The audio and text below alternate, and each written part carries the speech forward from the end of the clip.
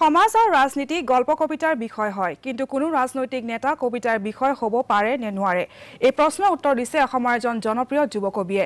সাম্প্ৰতিক সমাজ ৰাজনীতি আৰু সৰ্বানন্দ সোণোৱালৰ ভূমিকা সন্দৰ্ভত কেন্দ্ৰীয় মন্ত্ৰী সৰ্বানন্দক লৈ লিখা এটা কবিতা অতিকৈ জনপ্ৰিয় হৈ পৰিছে ছ'চিয়েল মিডিয়াত।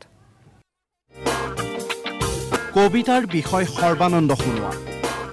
কেন্দ্ৰীয় মন্ত্ৰী সৰ্বানন্দ সোণোৱালক লৈ কবিতা লিখিছে এজন জনপ্ৰিয় যুৱ কবিয়ে। সৰ্বানন্দ সোণোৱাল, বোপা তোৰ মুখলৈকে পৰম আশাৰে চাই আছো। ভৰসাৰ থলি আন আৰু কোনো নাই। কিমান মৰমৰ তই আমাৰ, কিমান আতুল তুলকৈ তোক তুলিছো। পৰুৱাই খাবলৈ দিয়া নাই, চিলনীয়ে থপিয়াবলৈ দিয়া নাই। সকলোৱে হাঁহিছিল তোক জংলী জনজাতি বুলি। সম্প্ৰতি ছ'চিয়েল মিডিয়াত অতিকে জনপ্ৰিয় হৈ পৰিছে যুৱ কবি প্ৰণৱ কুমাৰ বৰ্মনৰ এই কবিতা। সাম্প্ৰতিক সমাজ আৰু ৰাজনীতিক সাৰথি কৰি সৰ্বানন্দ সোণোৱালক এটা প্ৰতীক ৰূপে লৈ কবি প্ৰণৱে লিখিছে এই কবিতাটো, য'ত আছে নেতাৰ দুৰ্নীতি আৰু প্ৰতিশ্ৰুতিৰ ফোপোলা ৰূপ। বোপা তই যে কৈছে টকৌ পাতৰ ঘৰটো গুচাই এটি পকী ঘৰ দিবি। সেই ঘৰটো নেতা এজনে নিজৰ নামত নি চহৰত সাজিলে দালান। স্কুলখনো গোহালি হ'ল, মাষ্টৰে দৰমহা নাপায়। প্ৰণৱৰ কবিতাত স্থান পাইছে সোৱণশিৰিৰ নদীবান্ধ সন্দৰ্ভত বিজেপি চৰকাৰৰ পাভলুটিৰ প্ৰসংগ।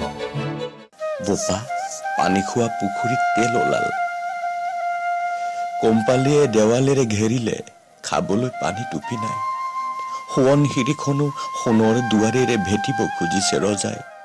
নদীখন হত্যা নকৰিবি বোপাই।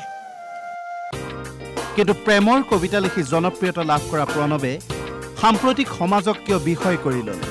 সন্দিকৈ কলেজৰ সাগৰিকা বৰদলৈক লৈ কবিতা লিখা প্ৰণৱে কেন্দ্ৰীয় মন্ত্ৰী সৰ্বানন্দক লৈ কিয় কবিতা লিখিলে? সৰ্বানন্দ সোণোৱাল ডাঙৰীয়াৰ প্ৰতি আমাৰ এটা আস্থা আছে আৰু আছিল।